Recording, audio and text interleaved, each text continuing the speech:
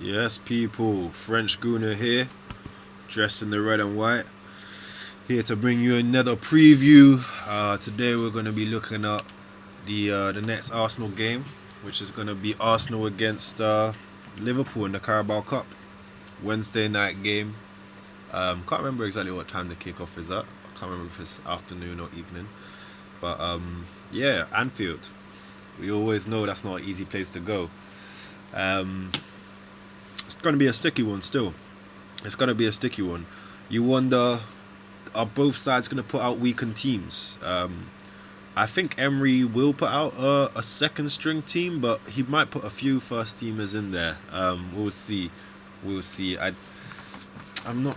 Yeah, it's always hard with this guy to know. Is he going to go for the Europa League kind of squad, or does he value this one a bit more? I think Liverpool put out a weakened team. I think Liverpool have to be going for Champions League and Premier League as priorities. What does the League Cup mean to you? Yeah, you could do whatever, some type of quadruple, but who fucking cares? You know what I'm saying? Like, you'd rather win the league. You'd rather win the league. You don't want to win League Cup, FA Cup, and Champions League again. And yeah, we got the trip. No, you want to win a Prem. You want to win a Prem if you're a Liverpool fan right now. You wouldn't say no to another Champions League, but big man, you got 6 of them already. You don't need another one. I think they'll go a bit easy. And yeah, I don't know. I think Unai Emery is probably going to go with a bit of a second strings team. So without any further ado, let me get into my predicted starting 11, innit? I've gone for Martinez in goal. He's not made any mistakes, to be honest. Martinez has been great for us. He's been a solid feature in this side. And he's not going to be dropped as a cup keeper, I don't think. Martinez goes there. Right back, I think Bellerin will get a chance. He's been a bit off the boil. He hasn't been fantastic. This kind of game will really test him. Really see, like, is Bellerin back? Is he going to be close to being back? He might not even play the full 90 because I do believe the intensity is going to be that much higher than with a Nottingham Forest or with a Victoria. So I could see Bellerin playing for 60, 75 minutes. And then in the middle, we'll go with Holding and Mustafi. Again, for Holding, this is going to be a real test now. We're going to get to see what level he is at. If he's a Holding that we had during that 22 game run, or if he's still coming back a little bit. We're going to get to find out a lot of truths about Holding right now and where he is at in his rehabilitation development. Mustafi, Goat Staffy. I mean, we conceded 2 goals against Victoria, but those are the first 2 goals we conceded all season with Mustafi as a centre back, all competitive season anyway. So Mustafi's got to get in there. He didn't really do anything wrong in that game either. He actually had a good game. He was actually better than Holding against Victoria. So Mustafi definitely keeps his place. Now on the left, I want to see Kolasinac, and I do think that is who Emery will probably go with.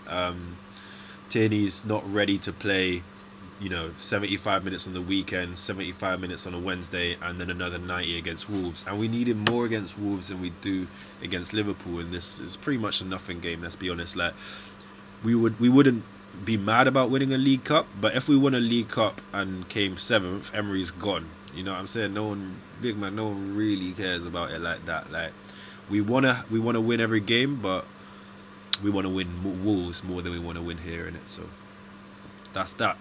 Now, does Emery see it the same way? I think Emery's going to try and take little dubs. He might not be here till the end of the season. League Cup might be his only chance at silverware. Being a bit cynical, but it's true. It's true. But I've gone for Kolasinac in my starting 11. I do think that he needs to become the cup player and the backup, and I think Tierney needs to take his place as the first primary choice left back. I think he's going to play a 4-2-3-1. Seems to be the case for these kind of cup games. He seems to do that a whole lot. So as a double pivot, I think we'll go with Torreira and Willock. Ceballos started the last game, so did Xhaka and Guendouzi. Now Xhaka, there's no way man could be starting this game.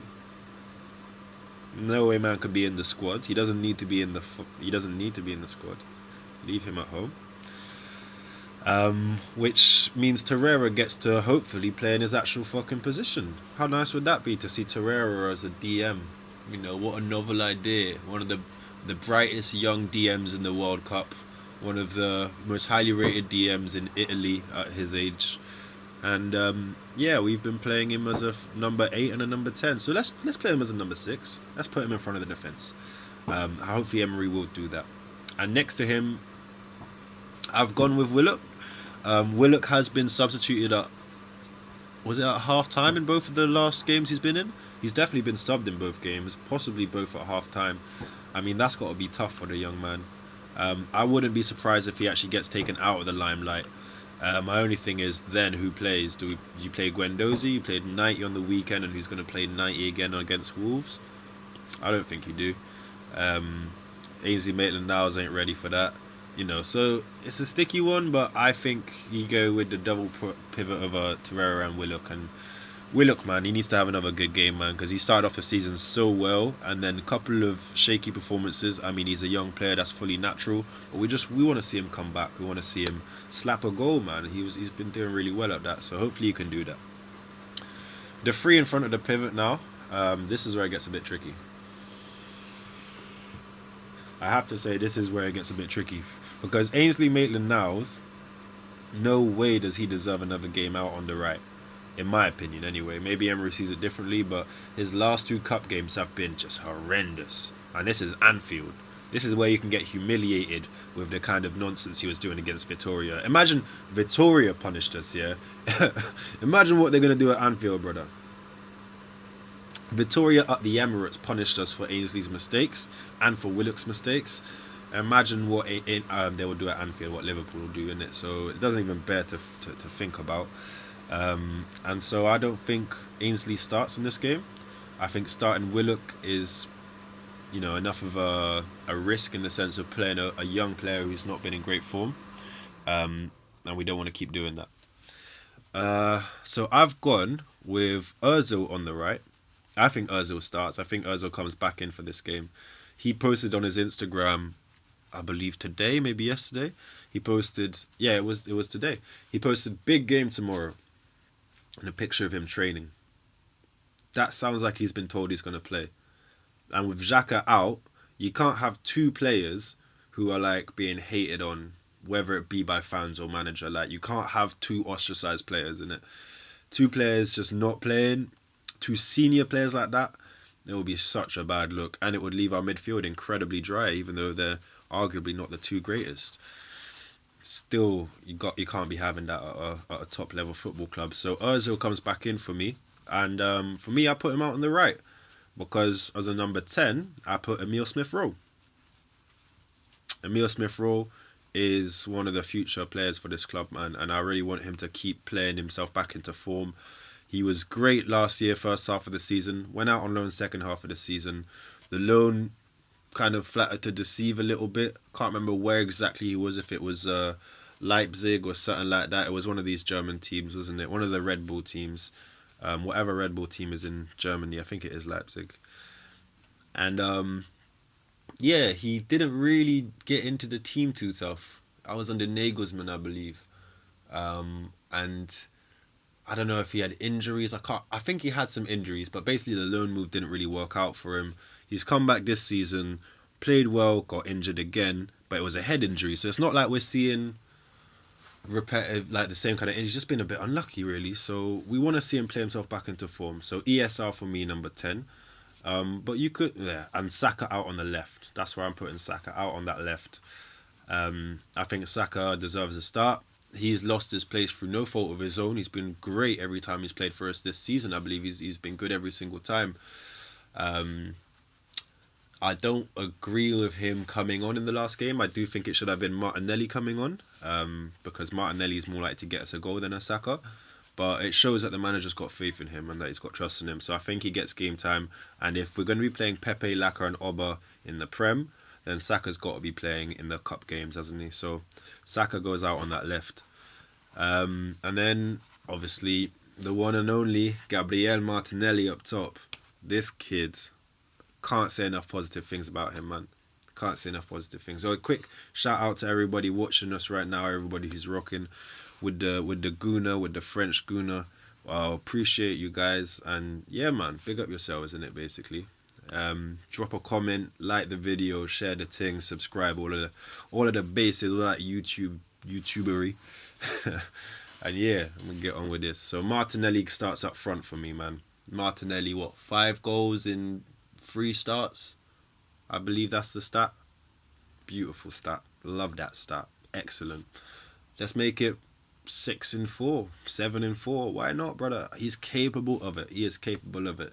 The one thing I'll say that he doesn't have this time is he won't have Tierney peeling those balls in for him to header. And he was doing really well with Tierney's delivery, wasn't he? Those crosses were coming in fantastically well. So I'll tell you what, if Tierney does start this game and plays a 45 and Kolasinac plays a second 45, I will not be mad. I will not be mad.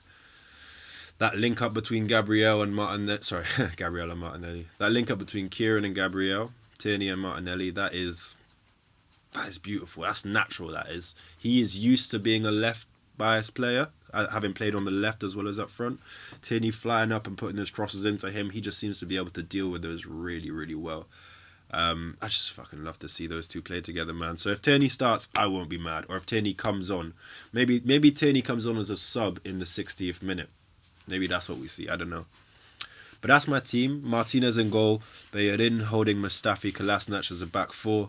Torreira Willock as a double pivot. In front of them, ESR in the middle. Saka on the left and Ozil on the right. And Martinelli up top. I've gone for a prediction of 2-2. I think we will draw this game. I think there'll be a few goals in it. We've been conceding 2 goals a whole fucking lot recently. Yeah? We conceded 2 last game against Palace. 2 the game before that against Vitoria. We conceded 2 not long ago against Tottenham. 2 not long ago against Watford. More than 2 last time we came Anfield. We conceded 3. So it's like, I could see us holding a couple of goals in this game. But same way, I can see us scoring a couple. Martinelli getting on the score sheet. Maybe Willock. I would love Willock to get... I'll tell you what, yeah, they're both on my football index. So if Martinelli and Willock score, I'm losing my shit. I'm going mental. Fully mental. But yeah, I do think it will end up being a draw. I think there'll be goals in it. So I was saying a 2-2, maybe a 3-3, who knows. And I think it will go to penalties. And I think we'll go through on pens. You know, optimistic as ever. So just before I end the stream, we got to touch on it.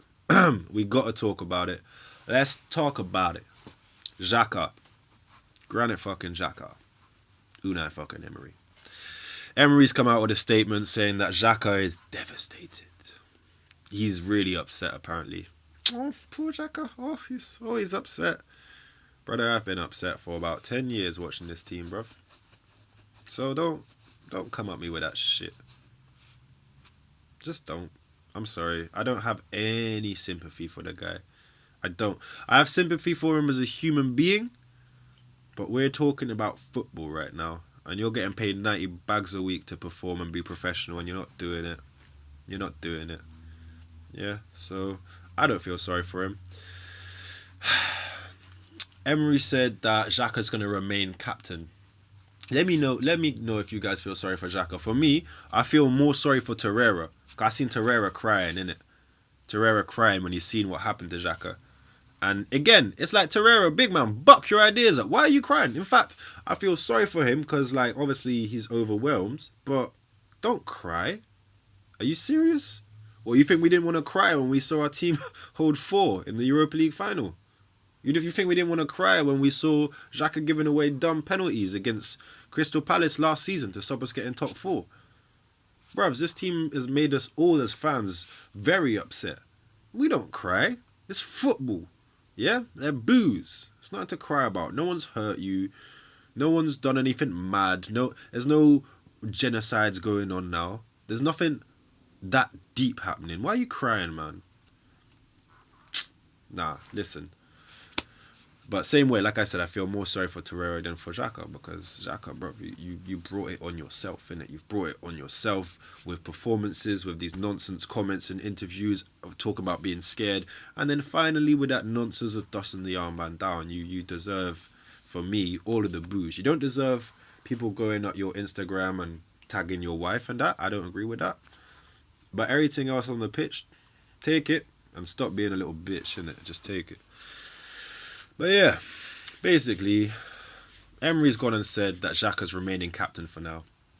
I believe that if he is still the captain come the weekend, and he's in the squad as a captain, you know, let alone on the pitch as a captain, there will be an almighty uproar. There will be an almighty uproar. I think a lot of people will switch. A lot of people who are sitting on the fence right now will switch. Because I feel like a lot of the people who are backing Xhaka, yeah, are already against Emery. And it's a thing where people are like, well, I don't want to blame Xhaka because I think it's Emery's fault. And the people who are blaming Xhaka, they're kind of holding off on Emery a bit. A lot of people are mad angry at Xhaka and they're like, they're not Emery out. They're like on the fence kind of thing. And I think if Xhaka comes out as a captain and leads the squad out again on Sunday or Saturday against Wolves, I think a lot of fans are going to turn on Emery. And they're damn right to do so, because it would be an absolute fucking travesty if he does lead us out. Like I said, I've already said my opinion on this. I don't think he should play ever again. But if he trains incredibly well, doesn't leave in January, and then let's say in March he puts together a string of 10 games where he overperforms and gets us top 4 with goals at you know, well, I can't say Anfield Old Trafford because we've been there already, but let's say he scores goals at Stamford Bridge and at the Etihad and, you know, whatever fucking Spuds call their toilet bowl stadium. Let's say he scores goals at all the top 6 games, yeah, and then gets us to top 4. I'll be like, okay, say nothing, Xhaka. Like, you've tried, innit? You've tried. So for me, I can forgive him in the long term as a football player, but for the next month or so, let's say the next like 3-4 games, I don't want to see him on the pitch. I don't want to see him in the squad. I don't want to see him on the pitch. And I never again want to see him as a captain of Arsenal. But he's still the captain for now. Emery's actually apparently asked other players about their opinion before sacking Xhaka as a captain. To me, that reeks of overly conservative kind of manager. He's scared of mutiny. He's scared of the players turning against him if he takes a captaincy away. And he's not got the fucking cojones to make the hard decision. That's what it sounds like to me. And that's what we've been seeing on the football pitch. We've not been seeing a man who's got the balls to make risky decisions and take the game to people. Instead, this guy just wants to flip in, hold back, you know what I'm saying, and see what everyone wants to do and balance, try and do defence and attack. Look, we can't do that. We're not City. In fact, City don't even do that. City can't even defend. They just attack. This is what I'm saying, brother. Like, we're not Liverpool, innit? We can't do that. Comment in the chat box. Man like Leandri, what's good, brother? What's good? Have I heard that Guendouzi has been put forward as captain? Are you serious? Is that true? Is that true? As you can tell, that's breaking news to the French Gooner. Let me just do my little quick researches here. Arsenal fans. I mean, it looks like from what I'm seeing, it's mostly from the outside that people are suggesting Guendouzi should be captain. From what I'm seeing, it looks like it's fans and ex-players and that sort of thing saying Guendouzi should be captain rather than players in the club. I might be completely wrong on that, so I'll need to look that up still. But yeah, that's if that's true, that's very interesting. That's very interesting. I think Guendouzi will be a million times better captain than Xhaka. I think he's got captain written all over him. I wonder if it's too soon, considering he's been at the club a season and he's 19 years old.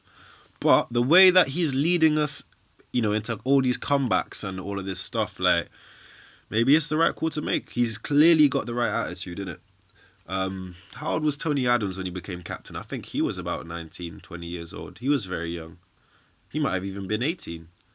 So, you know, that might be the shout, to be honest. What do you guys think? Leandri, what are you telling me? Do you reckon Guendouzi should be captain?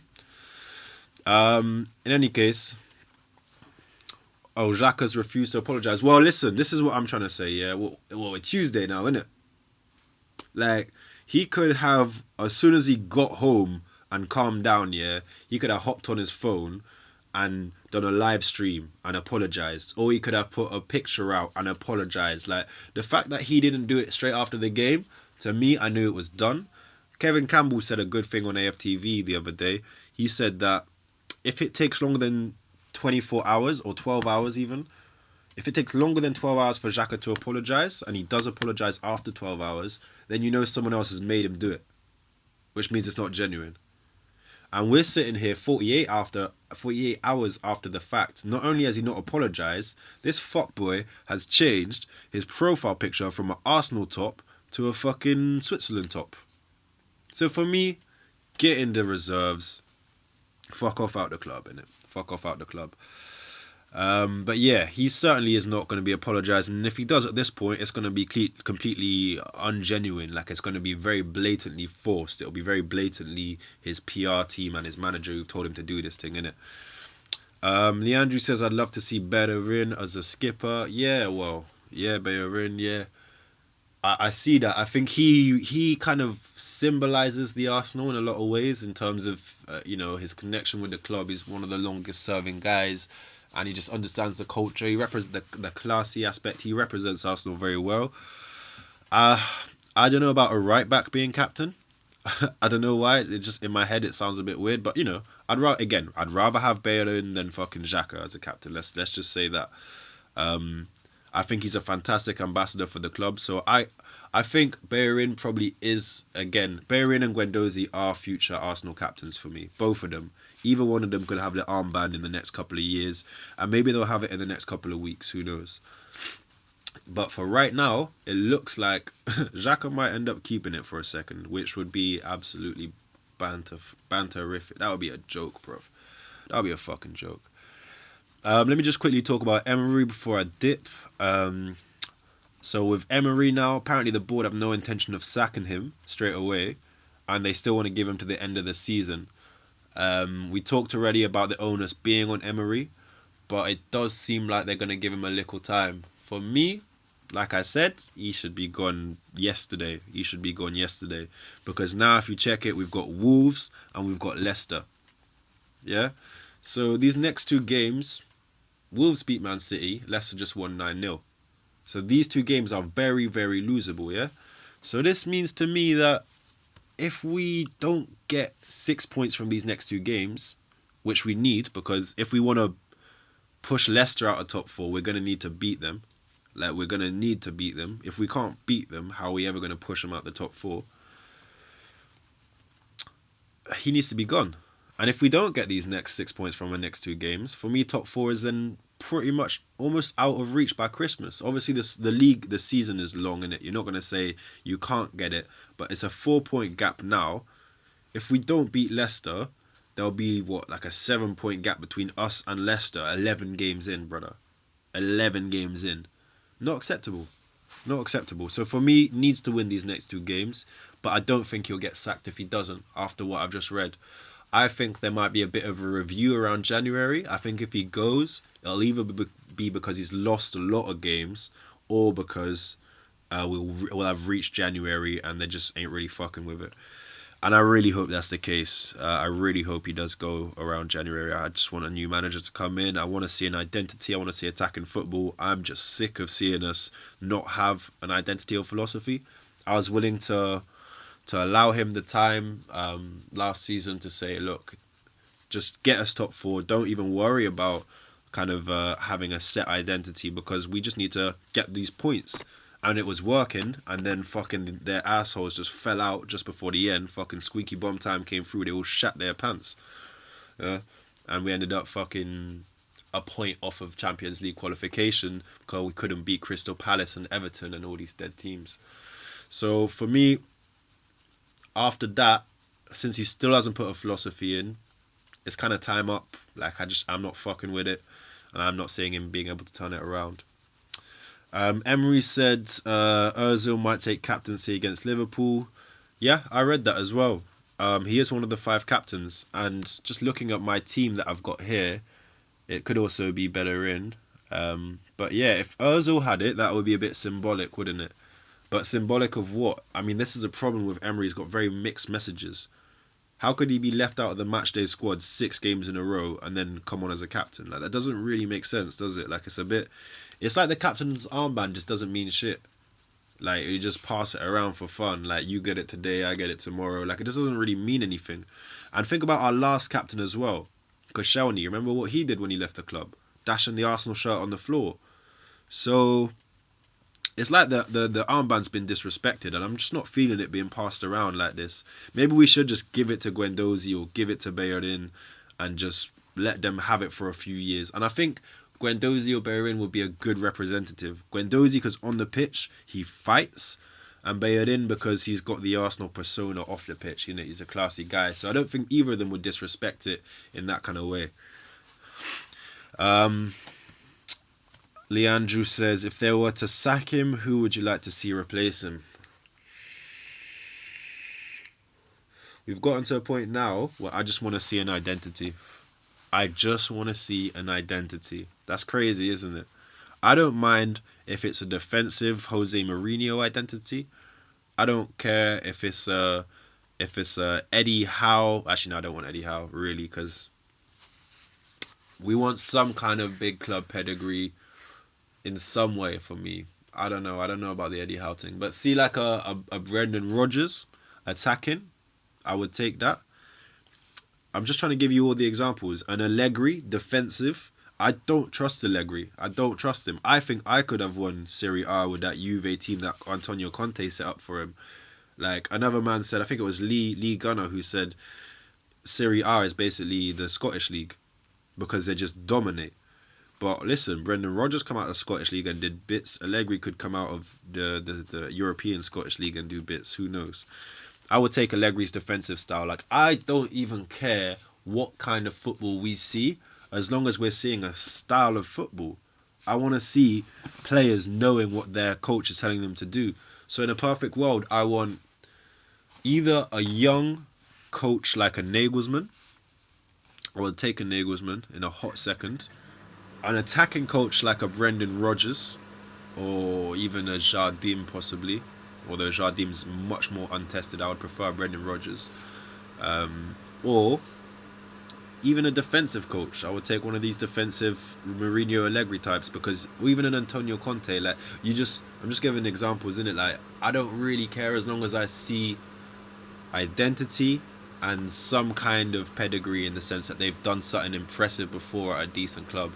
Nagelsmann, I just think he's very highly rated, and it's one of them ones where he hasn't won any big trophies, but the way he's bringing through youth is mad. Also, who's that attacking guy at Ajax? I'd take him as well. Den Haag or something like that. I can't remember what his name is, but I'd take him in a second. For me, it's really about, I want to see a man who's going to give us a style of football, and I would love to see the youth getting brought through as well. But most importantly, we need a style, man. We need an identity, man. That's what we don't have with Emery, and that's my biggest problem with him, is the lack of identity. But listen, like, whatever happens for now, I'm fully behind the manager in terms of when we play the game. Like, I'm gonna criticize him after the game, during my halftime reviews and in the previews, yeah. But tomorrow for 90 minutes, I'll be fully back in the manager. I'll be back in the team. I'll be back in Mesut Ozil. I'll be back in all these guys, because there's nothing else we can do. Like, you know what I'm saying? I can't stand here and just shout Emery out for 90 minutes, bro. There's no point in that, innit? You got to back him. So, a couple more comments from Leandro. Arteta, Henry, Vieira apparently on the shortlist, but they would be so poor in my opinion. Both Vieira and Henry have been poor in a Farmers League, and Arteta is an assistant manager at City, so no experience. Yeah, man. All good points. Yeah, I read an article on The Athletic. I'm thinking about doing a weekly segment on The Athletic, where I just touch on some articles that I've read and give my opinions on them. Yeah, I saw on The Athletic that they had this shortlist, but I think that shortlist was after Wenger got sacked. I think they were looking at who they could bring in after Wenger got sacked. I don't think that was for if Emery loses his job now. I might be wrong, but I think that's what it was. So as far as I remember, when Wenger got sacked, Henry hadn't actually managed at Monaco yet, so we hadn't seen him car crash. I don't think he would be on a shortlist now. You know, Vieira, yeah, Vieira's kind of just been. He's been indifferent, hasn't he? He's sort of been mid-table in that Farmers League, innit? So yeah, not really good enough. Keep working, Vieira. Keep working, innit? I mean, I would take Freddie Ljungberg as an interim manager to the end of the season, brother. And he's got no experience, but at least he's been in the Arsenal setup. He already knows all the players. He's brought through youth already. Apparently, all the young players try and speak to Freddie instead of Emery, because they don't know what Emery's trying to tell them, and they all say Freddie's a great communicator. So that tells me that there's a bond there already. Freddie might be a good fit, you know? But for me, that would be an interim thing. You couldn't appoint him permanently. Like, you would have to see how he does. And I think that might even be the best course of action. Just appoint him as an interim, see how it goes, and then make sure we get the right man to bring in after Freddie, so we have the right person. Arteta. Arteta's an interesting one, because I've heard he's very highly rated at Man City. I've heard that they want him to become manager at Man City. I don't know if that will be after Pep leaves. I kind of doubt it will be straight after Pep leaves. I'll probably get someone else in first. But apparently he's very highly rated, but he's got no experience. And apparently the Arsenal players never liked him when he was at Arsenal. So I don't know, brother. I don't know about Arteta. I think that's a bit, like you said, no experience, like it's an unknown. And that's a gamble. If we're going to gamble on an unknown, I'd rather gamble on Freddie, because he's here and he knows the players. So it's unknown, but at least he knows the players. It's a known unknown. Whereas Arteta is an unknown unknown. And I'm not trying to mess with an unknown unknown. It's just too risque. Anyway, that's going to be it from me tonight, guys. Stayed a bit longer than I expected. Thank you everyone for tuning in. Yeah, I'll do a reaction to the starting 11 tomorrow. And I'll be doing a post-match stream as well. Possibly a halftime reaction, depending on how the game goes. But yeah, for me, that's been it for tonight. Big up everyone who's watching. Big up Leandro as always, my brother. You'll hit every time. Big respect, man. I love that. And yeah, like the video. Obviously, that helps me. Share the video. Subscribe to the channel if you ain't already. And yeah, man, come on, let's get through this Carabao Cup game.